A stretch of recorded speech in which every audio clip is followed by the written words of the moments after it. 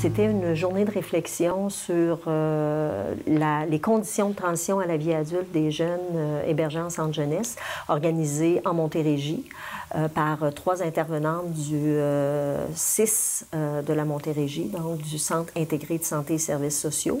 L'événement a eu lieu dans la communauté en Montérégie, dans un établissement, organisme communautaire qui s'appelle le 2159, sur la rue Chambly à Longueuil.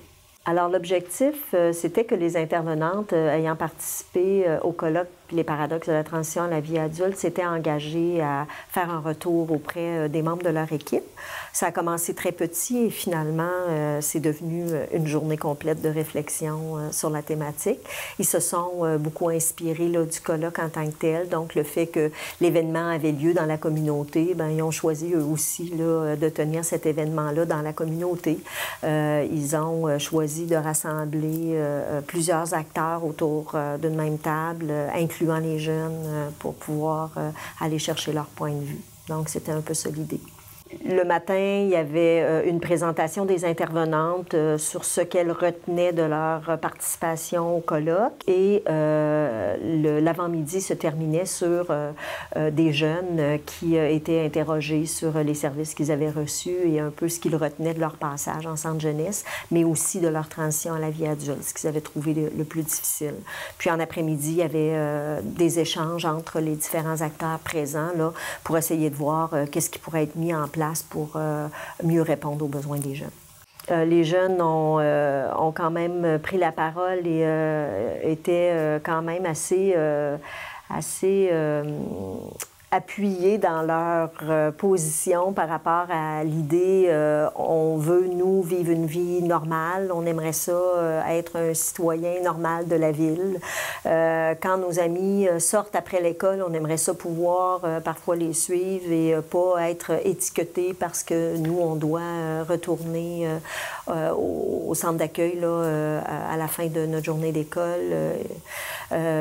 Ils nous ont mentionné qu'ils ont besoin de vivre leur vie de jeunesse et que quand ils quittent les services, ils en ont un peu assez de ces services-là et ils souhaitent vivre leur vie expérimentée par eux-mêmes.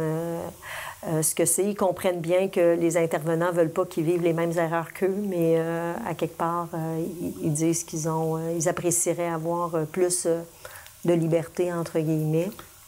Donc, c'est ce qui ressort du côté des jeunes. Ça a amené les intervenants à réfléchir un peu à l'offre de service. Donc, est-ce qu'on répond vraiment aux besoins des jeunes dans notre offre de service ou on répond plutôt aux besoins de l'établissement? La question s'est posée. Les intervenants ont fait ressortir l'idée qui est essentielle de créer un pont avec les organismes de la communauté pour assurer un meilleur passage à l'autonomie. Ils ont parlé aussi de l'importance d'impliquer la famille au niveau des services à offrir à ces jeunes-là une fois qu'ils quittent. Même si les familles ne sont pas grandement impliquées, leur apport, aussi petit soit-il, devient important dans un contexte où ces jeunes-là n'ont pas beaucoup de réseau autour d'eux. Il y a un intervenant qui mentionnait cette image, ça prend tout un village pour élever un enfant.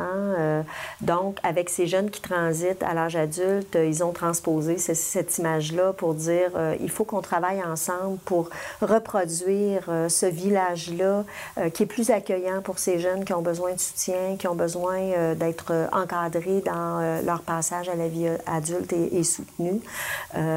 Donc, cette importance d'élargir ce village dans la ville en travaillant mieux en partenariat et en concertation. Ce que les acteurs ont retenu un peu de ça, c'est qu'ils souhaitent en avoir d'autres, des journées d'échange de ce type-là. Ils trouvent qu'ils apprennent les uns des autres dans les points de vue qu'ils partagent. L'importance d'impliquer les jeunes était vraiment quelque chose qui leur est apparu comme étant un incontournable quand on a des journées de réflexion comme celle-là sur la transition à la vie adulte.